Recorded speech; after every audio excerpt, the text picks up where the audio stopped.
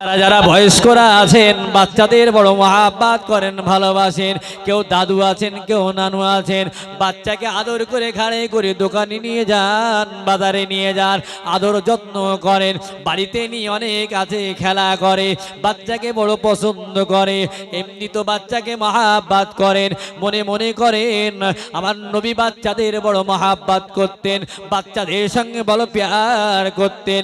এই জন্যে আমিও বাচ্চাদের ভালোবাসি, নবী বাসতেন বলে আমি বাসি, এই মনে করে বাচ্চাদেরকে ভালোবাসতেন। আমার নবী হাসান হোসাইনকে ঘাড়ের উপরে রেখে সেজদায় চলে যেতেন ঘন্টার পর ঘন্টা। হাসান হোসাইন না নড়ে গেলে নবী আমার সেজদা থেকে মাথা তুলতেন না। নবী বাচ্চাদের ভালোবাসতেন, আমিও বাচ্চাদের ভালোবাসি, নবী বাসতেন বলে এই মনে করে যদি প্রত্যেক কাজটা করতে পারেন সুন্নাত আদায় হয়ে যাবে, সাথে সাথে মায়ের নবীর সঙ্গে সম্পর্ক তৈরি হবে। এই কাজগুলো আপনারা করেন না, করেন তো নাকি? করা হয় তো? তা মনে করেন যে নবী নবী করতেন বলে করি, এইটা তো মনে করা হয় না। বিশ্বাস করেন আমিও তো অনেক সময় কেটে যায় এই মনে করে যদি এই কাজগুলো করি যেগুলো আপনারা করেন, তাহলে কি হবে? সুন্নত আদায় হবে। আর সম্পর্ক কার সঙ্গে বাড়বে এটা বলেন? আমার হাবিবের সঙ্গে, আমার রসুলের সঙ্গে। 4 নম্বরে বলবো দরুদ শরীফ বেশি বেশি পাঠ করবেন। কখন মৌলভী সাহেব ভাড়া করে দরুদ শরীফ পড়াবে, কখন কলেমা শরীফ হবে, কখন অকেশান হবে। না না না, বেশি বেশি দরুদ পাঠ করবেন। এশার নামাজের পর 100 বার দরুদ পাঠ করতে হবে। সকালবেলা ফজরের পর 100 বার দরুদ শরীফ পাঠ করতে হবে। আল্লাহ বলেন আমি সদা সর্বদার জন্যে আমার নবীর উপরে রহমত পাঠ করি, দরুদ শরীফ পাঠ করি। ইন্নাল্লাহা ওয়া মালাইকাতাহু ইউসাল্লুনা আলান নবী ইয়া আইয়ুহাল্লাযীনা আমানু সাল্লু আলাইহি ওয়া সাল্লিমু তাসলিমা। আমার ফেরেশতারাও পাঠ করে। তোরাও যদি কামিয়াবি হতে চায় এ দুনিয়ার মানুষ, তোরা যদি জান্নাতে যেতে চাও, বেশি বেশি বেশি বেশি আমার নবীর উপরে দরুদ শরীফ পাঠ করতে হবে। অনেক মানুষ রাতের বেলা ঘুম আসে না, ঘুম জাগে না, ঔষধ খেতে হয়। আমি তাদেরকে বলবো 100 বার করে দরুদ পাঠ করতে থাকেন, ঔষধের প্রয়োজন হবে না। রসুলের নামে দরুদ পাঠ করতে করতে আল্লাহ তার ভিতরে আপনার ঘুমটাও এসে যাবে। আমল করেন, আজ থেকে বিশ্বাস করেন, প্রত্যেক দিন চেষ্টা করেন 200 বার করে দরুদ পাঠ করব। অনেকেই করেন মাশাআল্লাহ, আরো বেশি করেন, কিন্তু যারা মোটেই আমল করেন না, আস্তে আস্তে তো ওইদিকে চিন্তা করতে হবে, যাওয়ার জন্য তৈরি হতে হবে, ঠিক কি না? সেই জন্য আস্তে আস্তে আমাদেরকে আগিয়ে আসতে হবে। সাথে সাথে এই ঘরটা কার ঘর বাবা? এই ঘরটা কার? হাত তোলেন দিন, কার ঘর? আল্লাহর ঘর। কার ঘর? আমাদের বলা যাবে?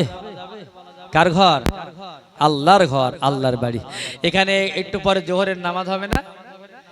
আল্লাহ নেকি দেবেন তো নাকি? দেবেন না? আচ্ছা, এই নামাজ একটু কষ্ট করে যেতে হবে বাইতুল মুকাদ্দাসে। কোথায়? প্যালেস্টাইনে। প্লেন ভাড়া করে যাব, ওখানে গিয়ে এই নামাজ পড়বে, জোহরের নামাজ। কত নেকি হবে? 1 রেকাতে 25,000 রেকাত নামাজ পড়ার সব আল্লাহ দিয়ে দেবেন। আরেকবার বলেন। এই জোহরের নামাজ একটু কষ্ট করে মদিনায় যাব, গিয়ে মসজিদুন নবাবী বলে একটা মসজিদ আছে, আছে না? আছে না? নবীর মসজিদ, নবী নিজে হাতে বানিয়েছিলেন। এই মসজিদে গিয়ে জোহরের নামাজ পড়বেন। 1 রেকাতে আল্লাহ 50,000 রেকাত নামাজের সব দান করবেন। আরেকবার বলেন। এই একই আপনাদের গ্রামেরই নামাজ। এই নামাজ নিয়ে মক্কা শরীফে যাবেন, পৃথিবীর সব থেকে প্রথম ঘর খানায় কাবা, এই কাবার সামনে গিয়ে এই নামাজ আদায় করবেন। 1 রেকাতে আল্লাহ 1 লক্ষ রেকাত নামাজের সব দান করবেন। আরেকবার খুশি হয়ে বলবেন না? এটা জোরে বলবেন না? ওখানে একটা রোজা করলে 1,00,000 রোজা রাখা সওয়াব, একবার আল্লাহ বললে 1,00,000 আল্লাহ বলা সওয়াব পাওয়া যায়। আর একবার বলেন সুবহান। এমন একটা জায়গায় আপনারা এসেছেন, আল্লাহ পাক কোরআনে জানিয়ে দিয়েছেন, ওয়া আন আকিমুস সালাতা ওয়াত্তাকু ওয়া হুয়াল্লাযী ইলাইহি তুহশারুন। এ বান্দা তোমরা আমাকে ভয় করো, বান্দা এ বান্দা আমাকে ভয় করো, নামাজ কামাই কাজা করো না বান্দা, নামাজকে তোমরা আঁকড়ে ধরো বান্দা, কেননা বান্দা একদিন আমার কাছে ফিরে আসতে হবে বান্দা, এ বান্দা তোমাদেরকে ফিরে আসতে হবে বান্দা, দুনিয়ায় চিরকাল থাকতে পারবে না। আইনামা তাকুনু ইদরিকুমুল মাউত ওয়ালাউ কুনতুম ফি বুরুজিম মুসাইয়াদা। বান্দা চাঁদে যদি লুকিয়ে থাকো, ওই যে হাওড়া ব্রিজের নিচে দিয়ে রাস্তা হয়েছে, পানির নিচেও যদি লুকিয়ে থাকো, আমি আল্লাহ তোমরা যদি আধার কার্ডটা পাল্টে দিয়ে বাংলাদেশে চলে যাও, পাকিস্তানে চলে যাও বান্দা, ইদা জাআজালুহুম লা ইস্তাখিরুনা সাআতাও ওয়া লা ইস্তাকদিমুন। ঠিক সময় মতো আমার আজরাইল গিয়ে পাকড়াও করবে রে বান্দা। এ বান্দারে আকিমিস সালাতা লিদুলুকিশ শামসি ইলা গাসাকিল লাইলি ওয়া কুরআনাল ফাজর। কোরআন পাকের 15 নম্বর পারা সূরা বানি ইসরাঈল আল্লাহ জানিয়ে দিলেন, আল্লাহ বলে বান্দা সূর্য একটু ঢলে গেলে নামাজ শুরু করে দাও, আর রাতের অন্ধকার পর্যন্ত বান্দা নামাজ আদায় করো, সাথে সাথে ওয়া কুরআনাল ফাজর, ফজরের নামাজটা কাজা করবে না রে বান্দা।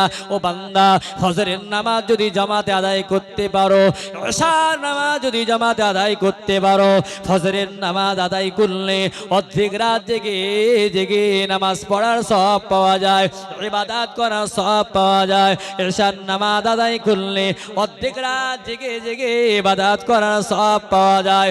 এই দুটো নামাজ যদি তোমরা মসজিদে আদায় করতে পারো, কাজা না করো, সারা রাত জেগে ইবাদতের সওয়াব আমি আল্লাহ তোমাদের আমাল নামায় লিখে দেব। আর একবার বলি, আমরা যারা শ্বশুর বাড়ি যাই, জামার বাড়ি যাই, পঞ্চায়েতে যাই, মেম্বারের কাছে যাই, ছেঁড়া জামা গায়ে দিয়ে যায় না ভালো জামা গায়ে দিয়ে যায়? হ্যাঁ, ভালোটা গায়ে দিয়ে কিনা মেয়ের বাড়ি যান, শ্বশুর বাড়িতে যান, আল্লাহ বলেন ইয়া বানি আদম খুযু যিনাতাকুম ইনদা কুল্লি মাসজিদ। আল্লাহ বলেন বান্দারে যখন আমার সঙ্গে সাক্ষাৎ করতে আসো আর তোমার জামাটা গুটিয়ে গুটিয়ে একেবারে মাথায় উঠে থাকে, খেয়াল করো না তো বান্দা, এক সপ্তাহ পরিষ্কার নেই, সেই জামাটা গায়ে দিয়ে আসো। অনেকে মসজিদে জামা ওখানেই খুলে রাখে, 1 মাস লাইফ টাইম রেখে দেয়, ওখানে পরে ওখানে নামাজ পড়ে আবার ওখানে রেখে দিয়ে চলে যায়, যায় না যায় না? তুমি পঞ্চায়েতের মেম্বারের কাছে গেছো, প্রধানের কাছে গেছো, বিরাট জামা টামা পরে তোলা জুতোটা পরে গেলে, আর আমি আল্লাহ ওদের থেকেও কি দাম কম হয়ে গেলাম, কমজোর হয়ে গেলাম, দুর্বল হয়ে গেলাম? আমার কাছে আসো সেই নোংরা জামা, ময়লা জামা, ফেরেশতা দেখে তো বাইরে দাঁড়িয়ে থাকি। নামাজ তো এমন হওয়ার দরকার রে বান্দা, তুমি যখন নামাজ পড়ো তুমি জানো তোমার মাথার নিচের থেকে আসমান পর্যন্ত আল্লাহ একটা রহমতের চাদর দিয়ে ঢেকে রাখি। আর একবার বলেন, তুমি যখন নামাজ পড়ো বান্দা, তোমার গুনাহগুলো নিয়ে ফেরেশতারা বাইরে দাঁড়িয়ে থাকে, আল্লাহকে জিজ্ঞাসা করে আল্লাহ ফিরিয়ে দেব না নিয়ে সমুদ্রে ফেলে দেবো, জাহান্নামে ফেলে দেব? আল্লাহ জিজ্ঞাসা করে ফেরেশতারা। আর গায়ে যদি গন্ধ থাকে, জামা যদি ছেঁড়া থাকে, গোনা নিয়ে ফেরেশতারা দাঁড়াবে? বলেন, উত্তম জামা ভালো জামা কাপড় পরে আল্লাহর সঙ্গে যোগাযোগ করতে আসতে হবে, এক নামাজে আল্লাহ জান্নাত পর্যন্ত পৌঁছে দেবেন। একবার খুশি হয়ে বলেন সুবহানাল্লাহ, সুবহান। আমরা সবাই মরবো না? আইসক্রিমওয়ালা বিক্রি করছে আর বলছে এই ভাইরা তাড়াতাড়ি কেন, আমার আইসক্রিম গলে যাচ্ছে, সব শেষ হয়ে যাবে। আইসক্রিম না খেলেও গলে না, গলে না? না খেলেও গলে না, গলে না? খেলেও গলে না, কি গলে না? খেলেও গলে, না খেলেও গলে যায় না? আইসক্রিম গলে যায়। ও মানুষ, তুমি চার দোকানে 2 ঘন্টা বসলে, অমুক দোকানে 4 ঘন্টা বসলে, অমুক জায়গায় বন্ধুদের সঙ্গে আড্ডা দিলে, হায়াত থেকে হায়াত কাটবে না? এই কাটবে না? মসজিদে বসলেও হায়াত কাটা যাবে, 4 দোকানে বসলেও হায়াত কাটা যাবে। পৃথিবীর জমিনে সব থেকে নিকৃষ্ট জায়গা বাজার ঘাট। একটু কমিয়ে দেওয়ার চেষ্টা করি বাবা। আমার তো খুব লজ্জা হয়, খারাপ লাগে। আপনারা ভালো, আপনাদের বলছি না, আমাদের দেশের দিকে বলছি 60 বছর হয়ে গেছে, 70 বছর এখনো মুরব্বীর মুখে দাড়ি উঠেনি, এখনো দাড়ি উঠেনি। 60 বছর বয়স এখনো তাস খেলা করে। এদিকে খেলেন আমাদের দিকে 60-70 বছর বয়স তাস খেলা করছে, এখনো কেবিল লাইনের সামনে বসে থাকে। অলঙ্গ নারীদের নাচ গান, পেট পিট বের করা নাচ গান, চাচা না দেখলে আবার রাতের বেলা ঘুমাতে পারে না, চুপ করে বসে থাকে। চাচা আবার 2-3 বান্ডিল বিড়িও খেতে পারে এখনো পর্যন্ত। 60-70 বছর বয়স, লজ্জা চলে গেছে, শরম চলে গেছে। এই মানুষটার তো মসজিদের সঙ্গে বসে থাকার দরকার ছিল, মসজিদের সঙ্গে যোগাযোগ করার দরকার ছিল। বললে চাচা বলে সময় পাওয়া যায় না, এত কাজের চাপ, ভাড়া করে লোক এনে মানে ইতিকাফে রাখতে হয়। কথা বলেন ঠিক না ভুল বললাম? আল্লাহ বলেন কিছু মানুষের আমি মোহর মেরে দিয়েছি, খতামাল্লাহু আলা কুলুবিহিম ওয়া আলা সামঈহিম ওয়া আলা আবসারিহিম গিশাওয়া। আমি আল্লাহ কারোর অন্তরে মোহর মেরে দিয়েছি, তারা কোনো দিন সারবে না। এই জন্য পায়টা ধরে বলছি, বয়স হচ্ছে, আস্তে আস্তে চিন্তা ভাবনা করেন। বরফের মতো আপনি গলে যাবেন, টিকে থাকতে পারা যাবে? আল্লাহর নবীর সাহাবা হযরত আলী রাদিয়াল্লাহু তাআলা আনহু জান্নাতি সাহাবা, আমার রাসূল পাকের জামাই হযরত আলী যুদ্ধের ময়দানে গেলেন, পায়ে তীর ফুটে গেছে, এতটা তীর ফুটে গেছে পার করা যায় না, যন্ত্রণায় ছটফট করতে লাগলেন। হযরত আলী দেখলেন আমার রাসূলুল্লাহ মসজিদুন নববীতে নামাজ শুরু করেছে। সাহাবারা মনে মনে করতেন এই নামাজটা আমার জীবনের শেষ নামাজ, এরপরে হয়তো আর নামাজ পাবো না। যন্ত্রণায় লাফালাফি করছে। হযরত আলী নামাজ দেখে থাকতে পারলেন না, কাতারে দাঁড়িয়ে গেলেন। একজন সাহাবা সুযোগ বুঝে পিছন দিক থেকে তীরটা টেনে বার করে নিয়েছে, ঠিক এতটা ঢুকে গেছে, তীরটা টেনে বার করে নিয়েছে। নামাজ শেষ হয়ে গেল। হযরত আলীকে জিজ্ঞাসা করলেন, ও আলী, খোদার কসম করে বলো, যে তীরে তুমি হাত দিতে দিচ্ছিলে না, তোমার ঘাড়ে ঘাড়ে যেতে দিচ্ছি না, ওই তীরটা বার করে নিয়েছি, তুমি কি বুঝতে পেরেছো? তুমি কি জানতে পেরেছো? হযরত আলী বললেন, মসজিদুন নববীতে দাঁড়িয়ে খোদার কসম করে বলি, কখন তুমি তীরটা বার করে নিয়েছিলে আমি আলী বিন্দু মাত্র বুঝতে পারিনি। আমি যখন নামাজ পড়ি এমন খুশু খুজু হয়ে যায়, দুনিয়ার কোনো খেয়াল আমার থাকে না। আর একবার বলি, নামাজ তো এমন হওয়ার দরকার, জুতোর খেয়াল করা, মশার খেয়াল করা। আমরা তো আল্লাহ থেকে মশার বেশি ভয় করি। কথা বলেন ঠিক না বেঠিক? মশা কামড়ালে ম্যালেরিয়া হবে, ডেঙ্গু হবে। একবার বউ এসে ঝেড়ে দিচ্ছে, একবার কারেন্ট পাকা, একবার গোজাগুজি, এই ফের আলো জ্বালা, মশা কামড়ালে ক্ষতি হবে। মশার ভয়ে মসজিদে ঢুকতে রাজি, আল্লাহর ভয়ে মশার ভয়ে মশারিতে ঢুকতে রাজি, আল্লাহর ভয়ে মসজিদে ঢুকতে রাজি নাই। আমাদের কাছে আল্লাহর থেকে মশার মূল্যটা বেশি হয়েছে, ঠিক না বেশি? ভুল বললাম বলেন? মন থেকে যদি ভাবেন, এইভাবে নামাজ আদায় করতে হবে। আনতা আবুদাল্লাহা কাআন্নাকা তারা ফাইন লাম তাকুন তারা ফাইন্নাহু ইয়ারা। মনে মনে মনে মনে করতে হবে। নামাজে যখন দাঁড়াবেন মনে করবেন আল্লাহ আমাকে দেখছেন, আমি আল্লাহর সামনে দাঁড়িয়ে আছি। আল্লাহর সামনে বেয়াদবি করা যাবে না। মা আব্বার সামনে যেমন বেয়াদবি করা যায় না, শিক্ষকের সামনে যেমন বেয়াদবি করা যায় না, মোড়ল মাতব্বরের সামনে যেমন বেয়াদবি করা যায় না, পীর সাহেব আসলে যেমন বেয়াদবি করা যায় না, আমি আল্লাহর সামনে দাঁড়িয়েছি, বেয়াদবি করা যাবে না। আমি আমার আল্লাহকে দেখছি, আল্লাহ আমাকে দেখছে। এই মনে করে যদি একটা মানুষ নামাজটা শেষ করতে পারে, ওই নামাজটা কবুল হয়ে জান্নাতে নিয়ে যাবে। আর একবার বলেন, আমরা তো বেশিরভাগ মানুষ ধোঁকাবাজ। আমি আপনাদেরকে বলছি না, প্রায় মানুষ এখন ধোঁকাবাজ হয়ে গেছে, ধোঁকা দিতে শুরু করে দিয়েছে। সাতি আলান নাসি সানাওয়াতুন খুদ্দার। আমার নবী বললেন এমন একটা জামানা আসবে বেশিরভাগ মানুষ হবে ধোঁকাবাজ। সারা দিন রাতে নামাজ পড়তে হয় 5 বার। কিছু মানুষ 5 বার তো দূরের কথা, একদিন বাদে বাদেও তো দূরের কথা, 3 দিন পরেও তো দূরের কথা, সপ্তাহে একবার এসে হাজিরা দিতে আসে। ঠিক না বেঠিক? অনেক মানুষ আছে শুধু সবে বারাতে আসে, অনেক মানুষ আছে শুধু সবে কদরে আছে, আবার অনেক মানুষ আছে সময় নাই, ভাটার মালিক, চাকরি বাকরি করে, অনেকটা দায়িত্ব আছে সমাজের জন্য, শুধুমাত্র ঈদের দিন ছাড়া আসতে পারে না।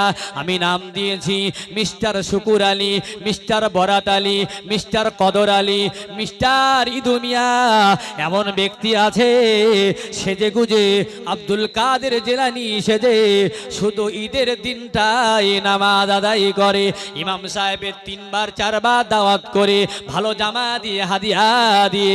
ইমাম সাহেবের মন তুমি রাখতে পারো, পীর সাহেবের বাড়িতে দাওয়াত করে 50,000 লক্ষ টাকা দিয়ে দোয়া নিতে পারো, পীর সাহেবকে খুশি করতে পারো, আলেমকে খুশি করতে পারো, আমার আল্লাহকে খুশি করা যাবে না।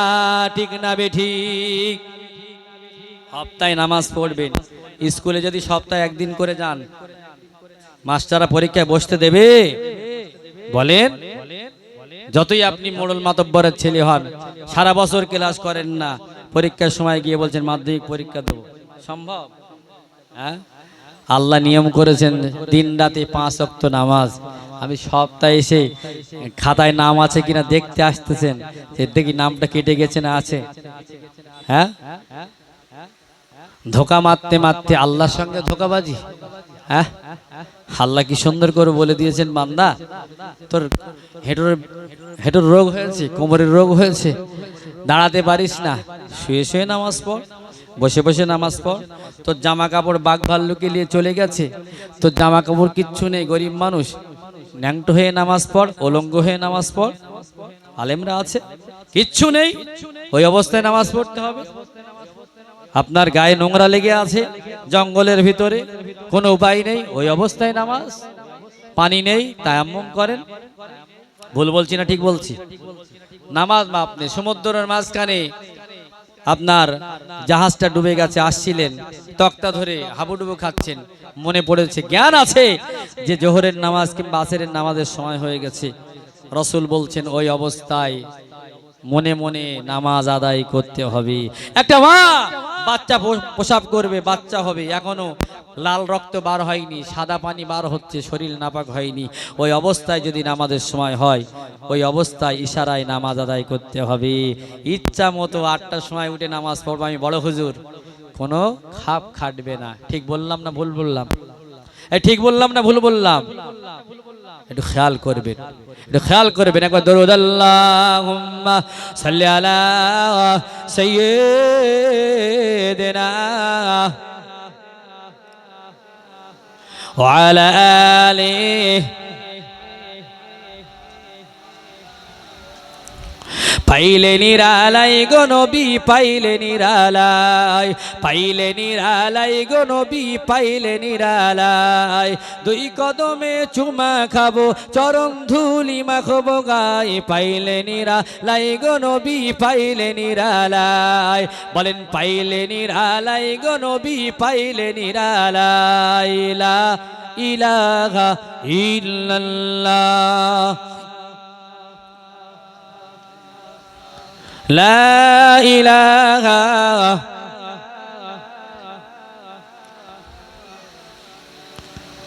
খুব কষ্ট হচ্ছে আপনাদের, জোহর পর্যন্ত হোক ইনশাআল্লাহ, নাকি? একসঙ্গে সবাই আমরা আখিরি মোনাজাত করব। আল্লাহ বলেন, বান্দা ফাইদা কদাইতুমুস সালাতা ফাযকুরুল্লাহা কিয়ামান ওয়া কুউদান ওয়া আলা জুনুবিকুম। দাঁড়িয়ে না পারলে বসে বসে নামাজ পড়ো, বসে না পারলে শুয়ে শুয়ে নামাজ পড়ো। বান্দা নামাজ ছেড়ে দিও না। বান্দা তুমি নামাজ ছেড়ে দিচ্ছ মানে আসসালাতু ইমাদুদ্দিন, মান আকামাস সালাতা ফাকাদ আকামাদ্দিন, আমান তারাকাস সালাতা ফাকাদ হাদামাদ্দিন। তোমরা যে দলবদ্ধ হয়ে নামাজ কালাম পড়ছো না, এই যে বড় বড় মহামারী বিপদ আসছে তোমাদের ওসিলায় দেয়া হচ্ছে। তোমরা নামাজ আদায় করো, দেখবে মুসিবত দূর হয়ে যাবে, বালা দূর হয়ে যাবে। একবার বলেন সুবহানাল্লাহ। প্রথমে আল্লাহ নামাজের হিসাব নেবেন, মা সালাকাকুম ফি সাকার ক্বালু লাম নাকু মিনাল মুসাল্লিন ওয়া লাম নাকু নুতঈমুল মিসকিন ওয়া কুননা নাখুদু মাআল খায়িদিন ওয়া কুননা নুকাযযিবু বিয়াউমিদ্দিন হাত্তা আতানাল ইয়াকিন। আল্লাহ প্রথমে আমাদেরকে নামাজের কথা জিজ্ঞাসা করবেন, সেই জন্য আমরা যারা এসছি পুরাপুরি মুসলমান হয়ে যায়, পুরাপুরি অর্ধেক অর্ধেক না হয়ে যায়। আল্লাহ